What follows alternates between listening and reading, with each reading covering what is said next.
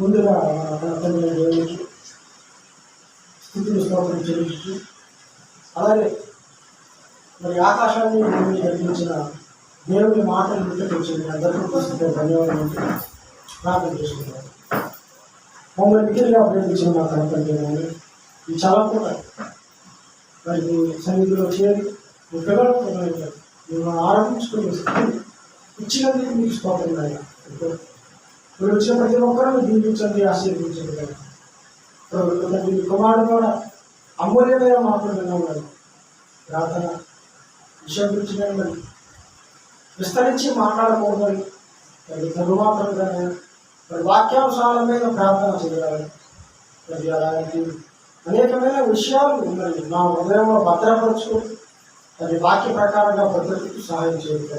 మీరు వచ్చే ప్రతి ఒక్కరిని దీవించండి, ఆశీర్వదించండి. చక్కటి జ్ఞానాన్ని ఇవ్వాల్సిన కోరుతూ ప్రార్థన మా ప్రభుత్వం మీరు ప్రేమమార్గం నిశ్చిస్తున్నాము అడిగి పెట్టుకుంటున్నాం. మంచిదండి ప్రభుత్వం ప్రేమ వల్ల మరి ఇంతవరకు గురించి మాట్లాడుతున్నామండి. ఏంటంటే ప్రార్థన ప్రాముఖ్యత మరి నిజంగా మనకి క్రైస్తవులైన వారికి చూపించింది అది చాలామంది మరి దేవుడు చెప్పినట్లుగా వాక్యం చెప్పినట్లుగా విస్తరించి మాట్లాడకూడదు. అంటే ఎక్కువసేపు చేసేది ఇవ్వండి, మన బాగా చేసేది ప్రార్థన అనుకుంటారు అన్నారు. దేవుడు అలా చేసినప్పుడు మాత్రం విస్తరించి మాట్లాడడం వల్ల ఏముంటుంది, విస్తరించిన మాటల్లో ఏముంటుంది, దోషం ఉంటుంది. అలా విస్తరించి చేయడం దోషం ఉంటుంది. కాబట్టి అందుకే నేను విస్తరించి మాట్లాడుతున్నాను. ఏది ప్రార్థన వేరేది కానీ కొన్ని రోజులు మనం ఇంకోటి కూడా మాట్లాడుకుంటాం. విస్తరించాలన్నా లేదు, అది ప్రార్థన విషయంలో మాత్రం విస్తరించి మాట్లాడుతున్నారు. దాంట్లో మరొక విషయాన్ని ఈరోజు మనం మాట్లాడుతున్నాం. దేవుని న్యాయం. దేవుని న్యాయం అండి. దేవుడు మనకు న్యాయం చేసేవాడు. అంటే దేవుడు న్యాయవంతుడు.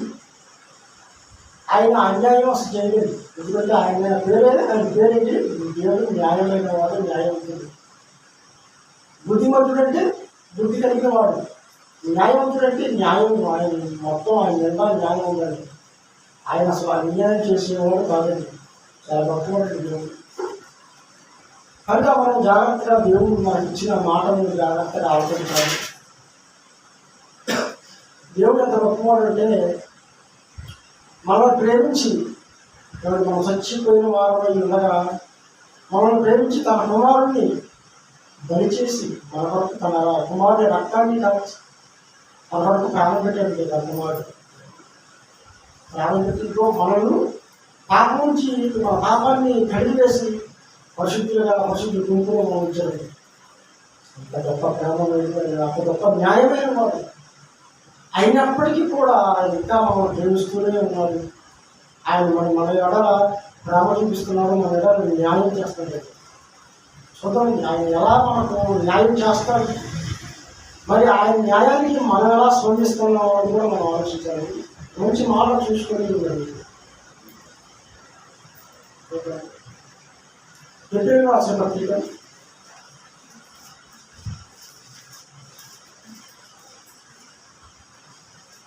6వ అధ్యాయము 11.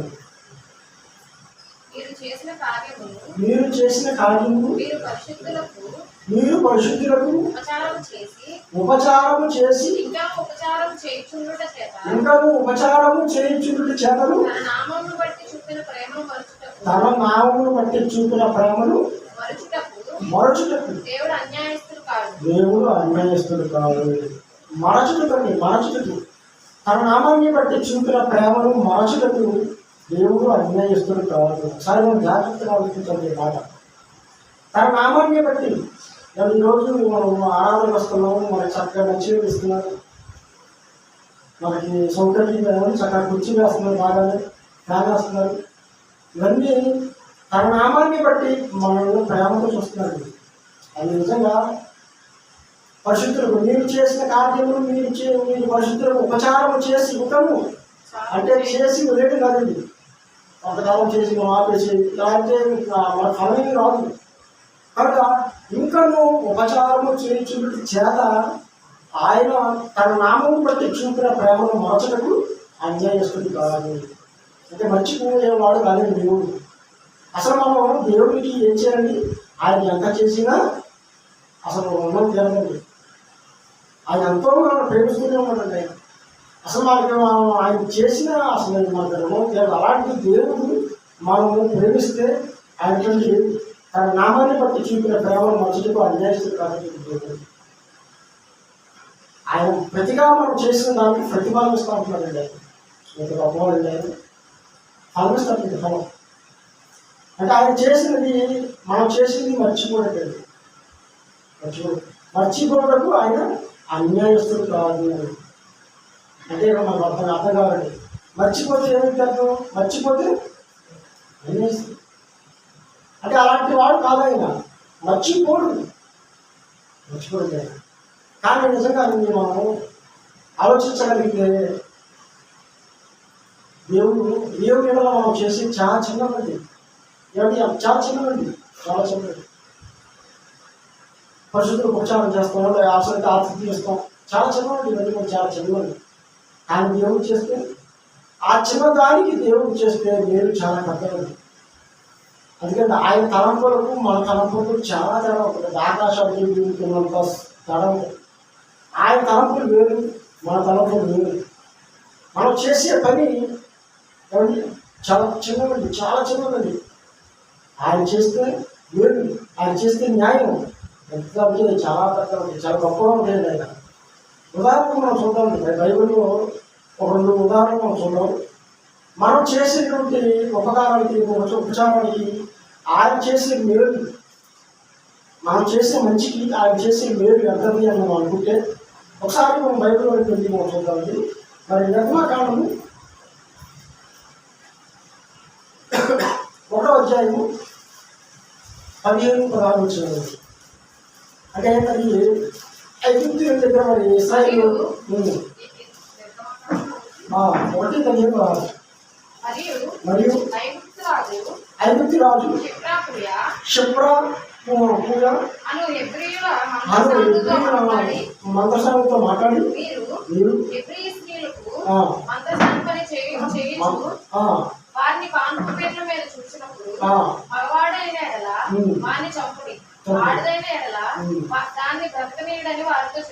చూశారండి. అంటే ఐగుప్తు రాజు వారికి ఆజ్ఞించాడండి. ఇలాంటి రోజు ఒక మాట ఆలోచించాలి. ఒక రాజు మాట వింటే, ఒక రాజు మాట వినకపోతే ఏమవుతుందండి? రాజు అంటేనే మరణం అండి. రాజు ఒక మాట చెప్పాడంటే చాలు, అది చెప్పేటట్టు ఇంకా సరిగ్గా ఒక మాట రాజు విషయంలో తప్పు చేస్తే చెప్పేటండి. వాళ్ళు రాజునైనా మనం డీల్ చేసుకోవచ్చు, ఏదో రకంగా మాట్లాడి చేసుకోవచ్చు. కానీ దేవుడిని మాత్రం ఏమీ చేయలేము. దేవుడికి భయపడడానికి కాదు. అలాంటి పాత్రను మేము చేయలేమని ఒక చివరికి మనం చూస్తే అర్థమవుతుంది.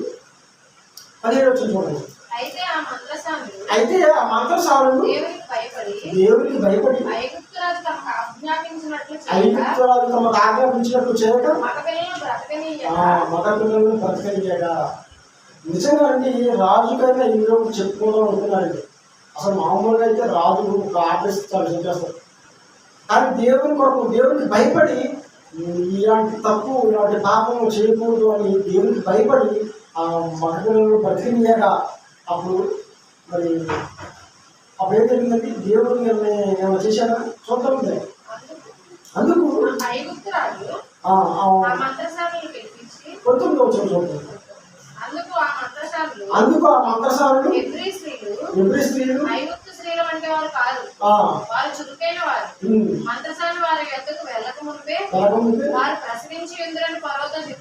పర్వతం అలా చెప్పుకున్నారండి. మొత్తానికైతే తప్పించుకున్నారు. ఆ తర్వాత వీళ్ళు చేసినటువంటి చిన్న పని కదండి, బ్రతికించారుగా దేవుని కోసం. దేవుడికి భయపడి వారు చేసిన దానికి దేవుడు ఎలాంటి ఉపకారం చేస్తున్నారో ఒకసారి చూడండి. దేవుడు ఆ మంత్రశాలకు మేలు చేశారు. ఆ మేలు ఏంటంటే ఆ జలమును విస్తరించి మిక్కిలి ప్రబలింది. ఆ మంత్రసానులు దేవునికి భయపడినందున ఆయన వారికి వంశాభివృద్ధి కలుగు చేసింది. వంశాన్ని అభివృద్ధి చేశాడు దేవుడు. చూసండి, వాళ్ళని బతకరించినందుకు దేవుడికి భయపడి, రాజుకు భయపడి నిజంగా అలా చేస్తే ఏమైందండి? అసలు ఏమీ లేదు. మహాభారతం జరిగిపోయింది. కానీ నిజానికి దేవుడికి భయపడి రాజుకి ఏదో ఒక తంత్రం లాంటి మాట చెప్పుకున్నారు. ఆ తర్వాత దేవుడు అలా బ్రతికించినందుకు దేవుడు వారికి మేలు చేశాడు, వారి యొక్క వంశాన్ని అభివృద్ధి చేశాడు.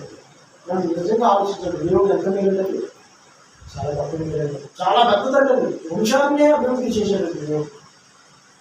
నిజంగా దేవుడికి మనం ఏది చేసినా దేవుడు మాత్రం అన్యాయం చేయలేడు. దేవుడికి అసలు అన్యాయం చేయడం అసలు అంతే. అంత గొప్పవాడు దేవుడు, ఎంత న్యాయమైన వాడు దేవుడు అండి, అంత న్యాయమైన వాడు. యాకోబు అండి 2వ అధ్యాయము 25వ వచనం. అటువలనే రాహాబును వేశ్య కూడా దూతలను చేర్చుకుని వేరొక మార్గంలో వారిని వెలుపలికి పంపివేసినప్పుడు క్రియల మూలంగా నీతి మందిరాలని ఎంచబడింది కాదా. అంటే రాహాబు అనే ఒక వేశ్య, మరి ఆమె మరి యోధుల వారిని మరి కాపాడడం జరుగుతున్నది. అంటే వారిని దాచి వారి నుంచి కాపాడడం వల్ల దేవుడు ఆమెను ఆమె యొక్క తండ్రి కుటుంబాన్ని కూడా కాపాడడం జరుగుతుంది. అంటే ఆమె చేసింది చాలా చిన్నది. ఆయన ఆమెను ఆమె తండ్రి కుటుంబాన్ని కూడా దేవుడు కాపాడండి యుద్ధంలో. ఆ తర్వాత యుద్ధం జరుగుతుంది, ఆ మొత్తాన్ని ఆయన ఇచ్చేస్తాడు. ఆ యుద్ధంలో ఎవరైనా యుద్ధంలో వాళ్ళని కాపాడడం జరుగుతున్నారు. ఆయన గుర్తు పెట్టుకొని చాలా జాగ్రత్తగా ఆమెను ఆమె యొక్క తండ్రి కుటుంబాన్ని కాపాడాడు. అంటే దేవుడి ఒకసారి మనం ఆయనకు ఏదైనా చేసామనుకోండి, ఆయన చాలా న్యాయమైన వాడు. ఆయనకు చేసిన పనిని ఆయన మర్చిపోయేవాడు కాదండి. ఆ దేవుని మరి నామాన్ని బట్టి మనం చూపిన ప్రేమను ఆయన మర్చిపోయేవాడు కాదండి.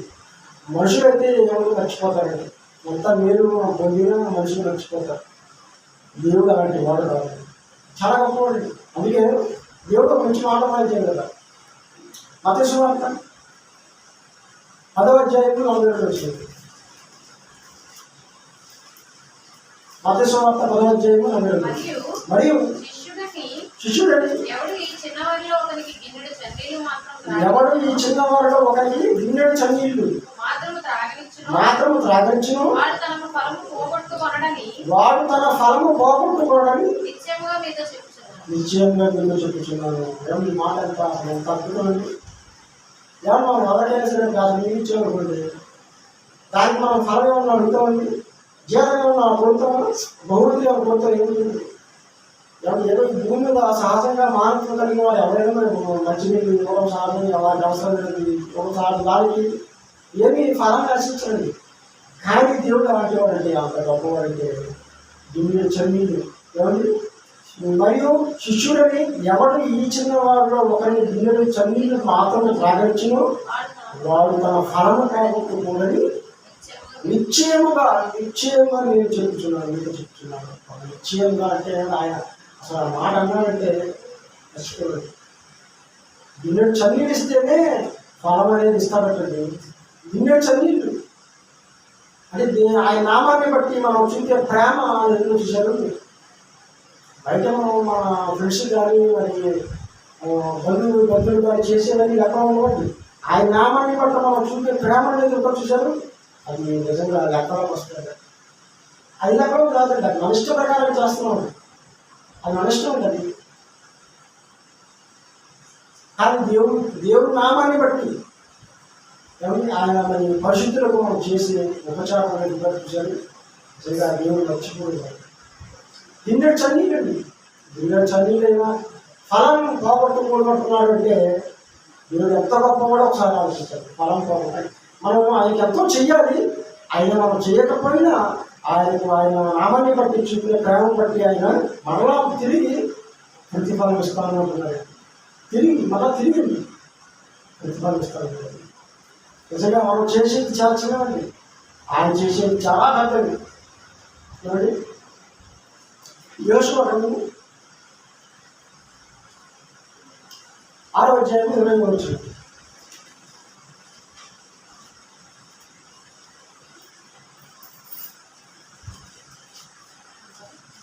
ఆ వేశ్య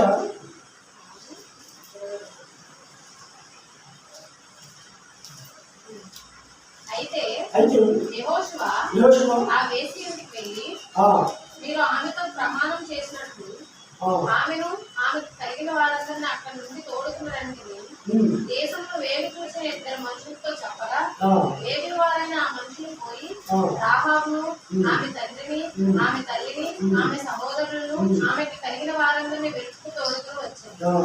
ఆమె ఇంటి వారందరూ వారు వెతుకులకు తోడుకొని ఇశ్రాయేలు పాలన వెలుపట వారిని నివసింపజేసింది. ఆమె చేసేటువంటి చిన్న పనికి నిజంగా దేవుడు వారి కుటుంబం అందరినీ కాపాడటమే కాదండి, ఆ ఇశ్రాయేల్ వెలుపట పాలన వెలుపట ఆయన నివసింపజేసింది. సో ఆయన చేసే మీరంటే చాలా గొప్పది. మనం చిన్నది చేసినా ఆయన చేసేది గొప్పదండి. అది మనం ఆలోచించాలి. ఆయన నామాన్ని బట్టి మనం నిజంగా ఏ మాత్రం ప్రేమించినా ఆ ప్రేమను మర్చితో ఆయన అన్యాయిస్తుంది కాదండి. చాలా గొప్పవాడు.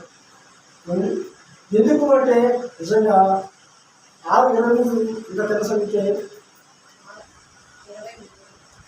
ఇంకా తెలియదు.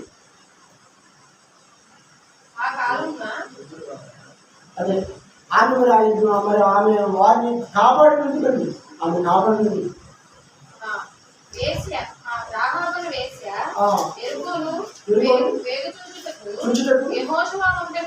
దాచిపెట్టి ఉండదు కనుక అతడు ఆమెను ఆమె తండ్రి ఇంటి వారిని ఆమెకు కలిగిన వారిని బ్రతికించాడు. ఆమె నేటి వరకు ఇశ్రాయేలు మధ్య నివసించాడు. వారిని కాపాడి నిజంగా దేవుడు చాలా గొప్పవాడు. మనం ఆలోచించాలి. మనకి ఎన్నో చేస్తున్నాడు దేవుడు. దేవుడు మనకి ఏం చేస్తాడండి? ఎన్నో చేస్తాడు. కానీ మనం మాత్రం మర్చిపోతున్నామండి. ఒకసారి అపోస్తల కార్యము 14వ అధ్యాయం 17వ వచనం చక్కని మాట మరి మనం చూడగలిగితే, దేవుడు మన ఎలా చూపుతున్న ప్రేమ కృప మనం ఒకసారి అర్థం తీసుకోవాలండి. అపోస్తల కార్యము 14:17 ఆయన ఆకాశం నుండి మీకు వర్షమును ఫలవంతమైన ఋతువులను దయచేయచ్చు, ఆహారం అనుగ్రహించు, ఉల్లాసంతో మీ హృదయం మేలు చేయుట చేత ఆయనకు మనకు ఎలాంటి మేలు చేస్తున్నాడంటే, ఆయన ఆకాశం నుండి మీకు వర్షాన్ని ఫలవంతమైన ఋతువులను దయచేయచ్చు, ఆహారం మనకు అనుగ్రహిస్తున్నాడు, ఉల్లాసంతో మీ హృదయములు నింపుతున్నాడు. ఎంత మేలు చేస్తున్నాడు దేవుడు, చాలా మేలు చేస్తున్నాడు దేవుడు. మనం ఏదైనా మేలు చేస్తే ఆయన చాలా పెద్ద మేలు చేస్తున్నాడు. ఆయన చేసిన మేలుకు మాత్రం మనం ఏం చేస్తామండి? అసలు మనం ఏమి మర్చిపోతున్నాడు. ఆయనకి చివరకు కృతజ్ఞతాస్థుతులు కూడా చెల్లించడం. అంత గొప్పవాడు దేవుడు. చక్కగా మరి వర్షాన్ని ఋతువులను ఆహారాన్ని మనకి ప్రతిరోజు అందిస్తున్నాడు. ఎంత ఆహారాన్ని కాలం ఏ కాలంలో ఆ కాలంలో రావాల్సినవన్నీ వస్తూ మరి ప్రతిరోజు మనకు ఆహారం ఉంటుంది అంటే వర్షం రావాలి, మరి ఫలాలు మరి ఏమి వర్షం కురిస్తేనే కానీ మరి పంటలు పండాలంటే మరి అవన్నీ రావాలి. అవన్నీ చక్కగా క్రమంగా వస్తున్నాయంటే మనం ప్రేమించి దేవుడు మనం మేలు చేస్తాడు. కనుక ఆయన మేలుకు మనం ఏం చేయాలంటే నిజంగా ఆ మేలు మనము మర్చిపోకూడదండి. మనం దావీదు గారు ఒక మాట అంటారు, 103 నా ప్రాణము యెహోవా చేసిన ఉపకారంలో దేని మరొకతున్నాను, నా అంతరంగంలో ఉన్న సమస్తము ఆయన చేసిన ఉపకారం దేని మరొకటి. ఏది మేలు ఏది మనం వద్దంటాడండి. మన వద్దంటే అర్థం ఏంటి? ఎవరికి ఈరోజు మన ప్రాంతాల్లో ఒక ఎమ్మెల్యే వచ్చారనుకోండి, అయ్యా మమ్మల్ని జ్ఞాపకం చేసుకోండి, మీరు గెలిచిన తర్వాత మమ్మల్ని ఒకసారి జ్ఞాపకం చేసుకోండి అంటే అర్థం ఏంటి?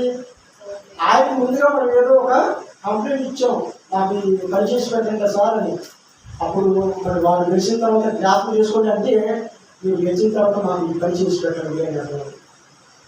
ఆయన దేవుడిని మనం జ్ఞాపకం చేసుకోవాలి. ఆయన చేసిన మేలు మనం జ్ఞాపకం చేసుకుని ఆయనకు ఏదో చెయ్యాలండి. ఒకసారి కీర్తన 105వ అధ్యాయం యెహోవాకు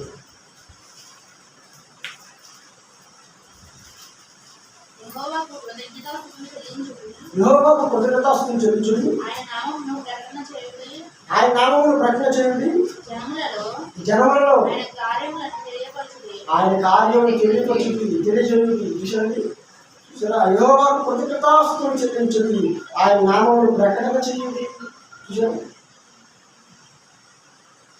జనములలో ఆయన కార్యములను తెలియచేయండి. ఆయన కార్యాలు చాలా గొప్పవండి. కృతజ్ఞతాస్తుతులండి. చెల్లించండి. చెల్లించడం వెళ్ళిపోయాం. ఆయన చేసిన మేలును మనం మర్చిపోతున్నాం. జ్ఞాపకంలో లేదు. ఫస్ట్ వాస పత్రిక 2వ అధ్యాయం 6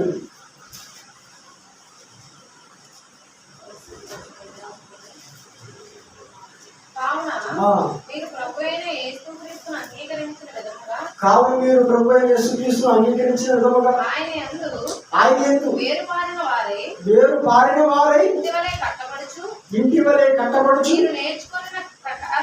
మీరు నేర్చుకున్న ప్రకారముగా విశ్వాసమందు స్థిరపరచబడుచు కృతజ్ఞతాస్తుతులు చెల్లించుట యందు విస్తరించుచు ఆయన యందు నడుచుకుని మనం విస్తరించాలని. ఎందులో అంటే కృతజ్ఞతాస్తుతులు చెల్లించడం అంటే విస్తరించాలండి. కావాలి మీరు ప్రభు యేసుక్రీస్తును అంగీకరించిన విధముగా ఆయన వేరు పారిన వారై ఇంటి వలె కట్టబడుచు మీరు నేర్చుకున్న ప్రకారముగా విశ్వాసమందు స్థిరపరచబడుచు కృతజ్ఞతాస్తుతులు చెల్లించుట యందు విస్తరించు. కృతజ్ఞతాస్తుతులు చెల్లించడంలో విస్తరించాలండి, అంటే అభివృద్ధి చెందాలండి. ఆయన ఎక్కువ స్థుతులు స్తోత్రములు చెల్లించాలి. ఎక్కువగా ఏం చేస్తారు? ప్రార్థన ఎక్కువగా విస్తరించి మాట్లాడుతూ ఉంటారండి. అందుకే ఆయన అంటున్నారు ఎక్కువగా మనం ఏం చేయాలంటే విస్తరించాలంటే కృతజ్ఞతాస్తుతులు విస్తరించాలండి. అందుకే దావీదు గారి కీర్తన మనం చూస్తే ఎక్కడ చూసినా కృతజ్ఞతాస్తుతులు స్థుతులు స్తోత్రం ఎక్కువ అదే కనబడతారు. ఆయన సన్నిధించడం చూపించడం నిజంగా చాలా గొప్పగా ఉంటుందండి. ఆయన స్థుతించాలండి, ఆయన స్తోత్రం చేయాలండి. యేసుక్రీస్తు వారు వచ్చారండి. ఆయన ఏం చేశారు? ఆయన కూడా మరి యోహాను సువార్త 11వ అధ్యాయం 41 ఆయన కూడా ఏది పడితే అది అడిగినట్టు దేవుడు యేసు 11వ అధ్యాయం 41 వచ్చింది. యేసు కన్నులు పైకెత్తి నీవు నా మనవి విన్నందున నీకు కృతజ్ఞతాస్తుతులు చెల్లించుతున్నాను. యేసుక్రీస్తు నా మనవి విన్నందున కృతజ్ఞతాస్తుతులు చెల్లించుతున్నాను. నన్ను యేసుక్రీస్తు ఇప్పుడు ప్రార్థన చేసిన అది ప్రభుత్వాన్ని ఆయన చేయలేదు. ఏమి చేసినా ఆయన కృతజ్ఞతాస్తుతులు చెల్లించండి. అంటే ఆయన మర్చిపోయే కూడా కాదు, అసలు తండ్రిని మర్చిపోయే కూడా కాదు. నేను యోహాను సువార్త 6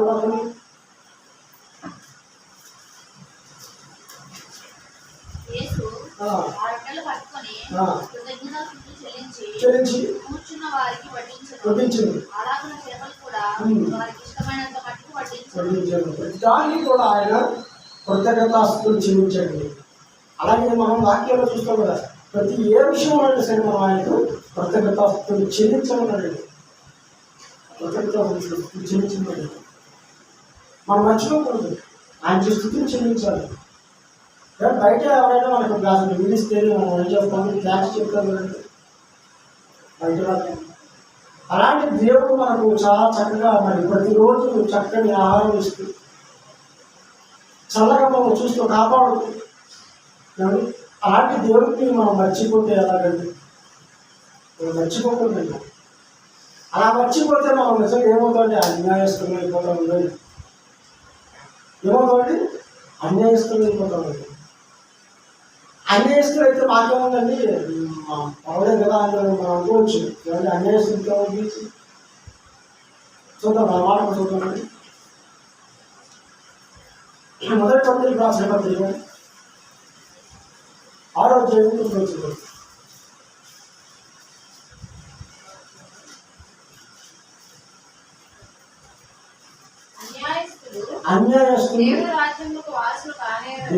రాజ్యములకు వారసులు కాని అని మీకు తెలియదా? మీకు తెలియదా?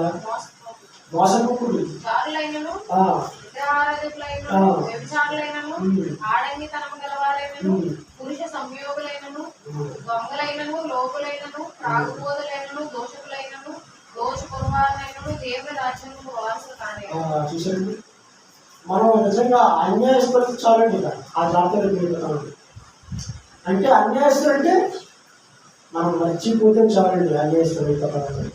నిజంగా ఇప్పుడు మనం నిజంగా ఈ మాట మనం జ్ఞాపకం చేసుకోవడం చేసుకునేవాడు ఇక్కడ ఎవ్రీ 6 సరే ఖచ్చితంగా ఇది మనం ఆలోచించాలి.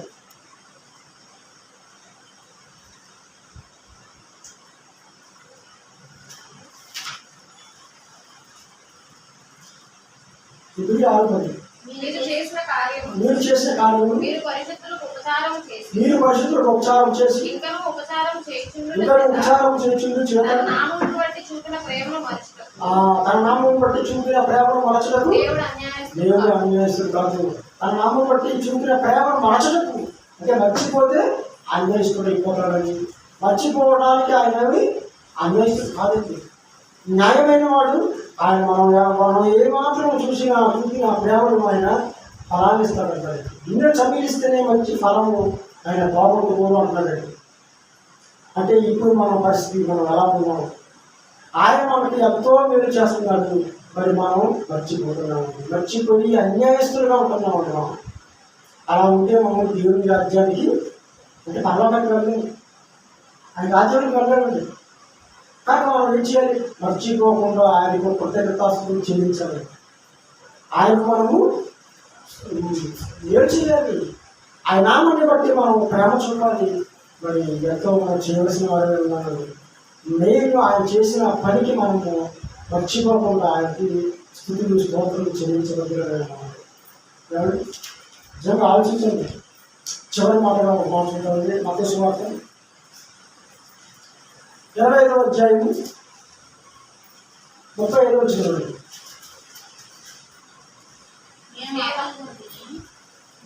మీరు నాకు భోజనం పెట్టింది, తప్పికొంటిని, నాకు దాహమిచ్చుతుంది, పరదేశమై ఉంటుంది, నన్ను చేర్చుకుంటుంది, దిగంబరనై ఉంటుంది, నాకు బట్టలు. చూసారు, ఇవన్నీ ఈ సందర్భం అంతా మనకు తెలుసు. అంటే నిజంగా అయ్యా నేను ఎప్పుడు నీకు ఆహారం పెట్టాను, ఎప్పుడు నీకు దాహం ఇచ్చాను అని అడుగుతాడు. నిజంగా మనం ఆహారం తక్కువ ఇచ్చినా, నీళ్ళు ఇచ్చినా, మరి భోజనం పెట్టినా ఇవన్నీ దేవుడు ఇచ్చి కట్టండి. చక్కగా న్యాయం చేసేవాడు. చూసారా, వాళ్ళు మర్చిపోయారు ఇచ్చేవాళ్ళు. అయ్యా ఎప్పుడు నీకు ఆటలు ఇచ్చావు, ఎప్పుడు నీకు దాహం ఇచ్చావు అంటున్నాడు. చూసారా, నిజంగా మనము ఆయన నామాన్ని బట్టి మనం ప్రేమ చూపితే దేవుడు మర్చిపోవడానికి అన్యాయస్తుడు కాదండి. కానీ ఈరోజు మనమే మర్చిపోయే స్థితిలో ఉన్నాము. మర్చిపోయి అసలు ఎక్కడ ఎన్నిసార్లు మర్చిపోయి ఉండడము ఆయన ఆలోచించండి. ఎందుకంటే దేవుడు చాలా గొప్పవాడు, న్యాయమైన వాడు. చిన్నది చేసిన ఆయన ఎంతో మేలు చేసేవాడు. ఏమండి, మనకు రక్షణ ఇవ్వడమే కాదు, మన పాపాలు తీసి మన పరలోకం ఉండడానికి ఆయన రావడమే కాదండి. మనం ఏది చేసినా, చిన్నది చేసినా ఆయన మళ్ళా గొప్పగా మన ఎందుకు మనకి మేలు చేస్తాడంటే అది మీరు మర్చిపోలేదు. అది మనం మర్చిపోకూడదు. అందుకే మనం చేసిన దానికి ఆయన ప్రేమను బట్టి, ఆయన నామాన్ని బట్టి, మనం చూపిన ప్రేమను బట్టి ఆయన చెప్పాడండి. చదవమని, నేను ఆకలి కొట్టుని, మీరు నాకు భోజనం పెట్టి,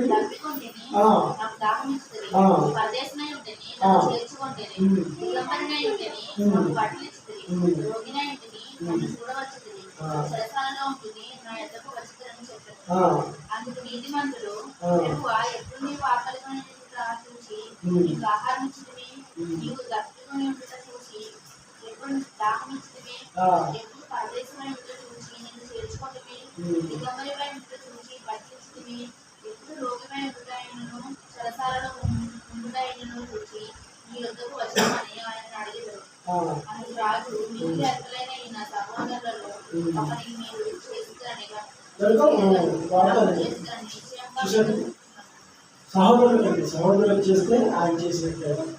నిజంగా మన సహోదరులకు ఆయన నామాన్ని బట్టి మనం ప్రేమ చూపితే నిజంగా దేవుడు చేసినట్టే. ఆయన మనకి ఏం చేస్తాడు? చివరికి పరలోకాన్ని ఇస్తానంటుంది. చివరిలో మనం చదువుకుంటే చివరికి పరలోకం. పరలోకాన్ని నాకు ఏం వేరండి అంటే పరలోకాన్ని ఇవ్వలేదు, దేవుడే ఇవ్వాలి. అంత గొప్ప వేరుకరమైన పరలోకం ఈరోజు మనకి ఇస్తాడండి. కారణం ఆయన ప్రేమిస్తే. ఏమంటే గిన్నె చన్నీళ్ళకే ఆయన ఫలాన్ని ఇస్తానంటున్నాడంటే మనం నిజంగా ప్రేమించి మన కష్టాన్ని దేవునికి కనుక ఇష్టపూర్వకంగా మన ప్రేమను చూపితే దేవుడు మర్చిపోలేదు, ఖచ్చితంగా మర్చిపోలేదు. ఎందుకంటే ఆయన వాక్యమే మనకు ఆధారం కనుక మన కష్టం ఎక్కడికి పోతుంది, మన ప్రేమ చూపిన ప్రేమ ఎక్కడికి పోతుంది. అలాగని చూపి మనం ఆగిపోతే మాత్రం కష్టం ఉంది. మనం దేవుడితో కష్టపడి పనిచేసి ప్రేమను చూపి తర్వాత మళ్ళీ మన లోకంలో కలిసిపోయిననుకోండి, ఆ తర్వాత మళ్ళీ మన పాపంలో వెళ్ళిపోయిననుకోండి, ఆ తర్వాత ఏమవుతుందంటే ఇవన్నీ పోతాయండి. ఈ లెక్కలో ఉండవసరం, ఆ పాపమే మళ్ళీ నిలిచిపోతుంది. కనుక అలా డబ్బులు ఇంకనూ మీరు చూపించేతనే ఉన్నాడు. అంటే ఇంకనూ అంటే మనం అంతవరకు సహించిన వారే రక్షింపబడతారు. చివరిదాకా చేసుకుంటా మన బతుకులు రాజే ఉండాలి. అలా ఉంటే నిజంగా దేవుడు మర్చిపోవడానికి అన్యాయిస్తాడు కాదు, మనకు మేలు చేస్తాడు. ఎలాంటి మేలు అంటే అవలోకనం ఇస్తానంటున్నాడండి. అందుకే ఇలాంటి చేసిన వాళ్ళందరినీ నేను మీరు చేయని వాళ్ళకి అప్పగిపోమన్నాడండి. విషయాలు మనకు పరలోకం ఇస్తాడు. పరలోకంగా లభించింది ఏది లేదండి. ఏమి భూమిలో 60-70 ఏళ్ళ బతుకు ఏమన్నా ఆయాసం, కష్టం, దుఃఖం, బాధగా ఏమి 70-50 ఏళ్ళు ఆయాసం పడుతున్నట్టు నిజమే కదండి. మనం అందరూ చూస్తున్నాం. ఈ 40 ఏళ్ళ తర్వాతే షుగర్, బీపీ వచ్చేసి అసలు ఏమీ సంతోషం లేక అలాంటి బ్రతుకులు ఏమండి. అలా మనం నిజంగా దేవుళ్ళు బ్రతికేస్తే, దేవుడు మనకు బ్రతికితే నిజంగా దేవుడు మనకు అన్యాయం చేయాలి, ఖచ్చితంగా పరలోకాన్ని ఇస్తాడు. కనుక మరి నిజంగా మనం మంచి నటులు తీసుకున్నామండి. మనం ఏది చేసినా దేవుడు నామాన్ని బట్టి మనము ప్రేమ చూపితే దేవుడు మాత్రం మర్చిపోయాడు. కనుక చాలా చక్కగా నిర్ణయం తీసుకున్నాం. దేవుడి వాక్య ప్రకారంగా మనం బతుకుతాం, ప్రార్థన చేసుకుంటాం. ఇంటిగా ప్రేమించడం మాట్లాడుతుంటే మీరు న్యాయమైన వాళ్ళు. మీరు మా కొరకు తండ్రి మీ కుమారుడు పంపించి మేము పాపంతో చచ్చిపోయిన వారు ఉండగా మీ కుమారుని రక్తాన్ని కాల్చి నేను మమ్మల్ని పరిశీలించాను కదా. అందుకు స్తోత్రమైన మేము మీకు ఎంతో ప్రేమించవలసిన వారు ఉన్నప్పటికీ కూడా మేము చేసినటువంటి మీ నామాన్ని బట్టి మేము చూపిన ప్రేమను బట్టి సరే మీరు నాకు ఇద్దరు ఫలాన్ని స్థానం ఉంటున్నారు సార్. మేము వేలాది స్తోత్రించాను.